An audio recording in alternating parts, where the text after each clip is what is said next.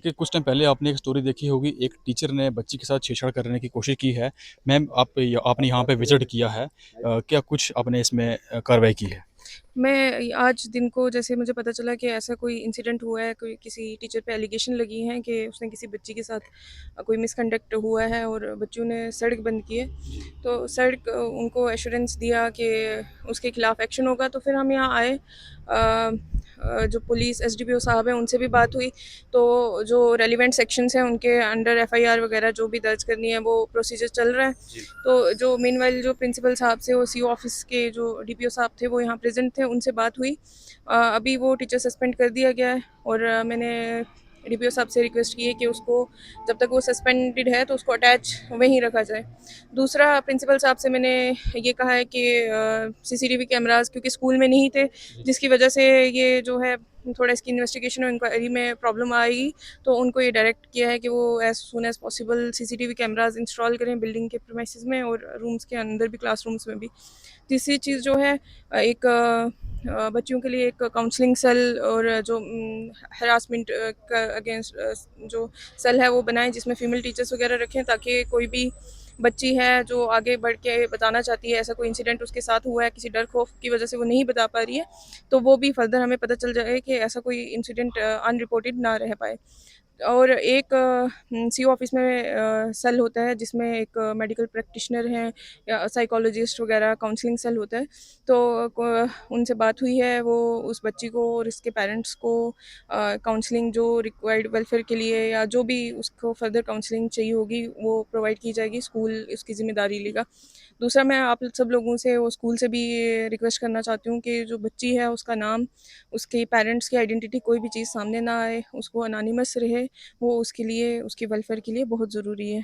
और हमने तहसील की तरफ से हमने ये डिसाइड किया है कि हम एक कमेटी कंस्टिट्यूट करेंगे जिसके हेड में रहूँगी मैं, 1-2 टीचर्स इस स्कूल से और बाकी स्कूल से भी 1-2 फीमेल टीचर्स।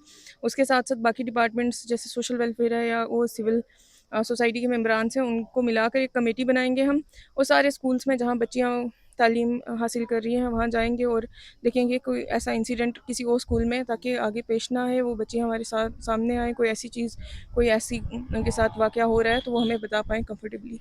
मैम जब से आपने ज्वाइन किया है, आपने अपनी स्पीच में यही कहा बच्चियों को कि जितना आप लोग पढ़ लिख कर आगे जाएँगे, काफ़ी सारी बच्चियाँ जो है मैम कॉम्पिटिटिव एग्ज़ाम के लिए आगे आ रही थी और उन्होंने 10th और 12th में ही माइंड बना लिया था कि जिस तरीके से तहसीलदार मैम यहाँ पे एक यंग मैम जो है यहाँ पे एक आई केएस ऑफिसर बनी है।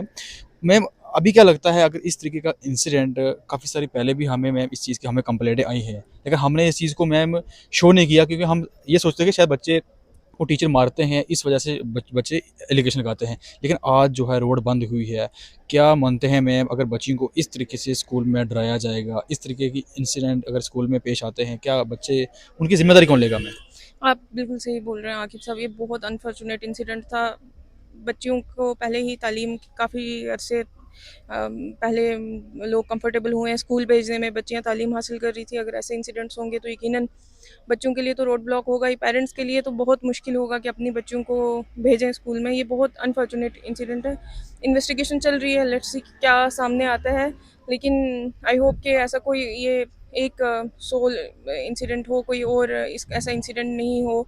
और लोग वो जैसे मैंने कहा कि एक वेलफेयर सेल बनाएंगे हम पूरे, और सिविल सोसाइटी से भी रिक्वेस्ट है मेरी कि वो भी मॉनिटरिंग और कंटिन्यूस लोगों को काउंसिल करते रहेंगे। तो अब मैं मतलब मुझे सच में खुद लग रहा है कि ये एक रोड ब्लॉक तो है बच्चों के लिए, एक सेटबैक तो है उनकी एजुकेशन के लिए। लेकिन आई होप के हम होपफुल हैं कि चीज़ें यही हैं, ऐसी ही हों, फ्यूचर में ऐसा कोई इंसिडेंट सामने ना हो तो बच्चियाँ मैम जो आगे जितनी भी बढ़ें। गर्ल्स इस वक़्त आपको देख रही हैं, जो इस वक़्त घबराई हुई हैं, उनके लिए क्या मैसेज रहेगा?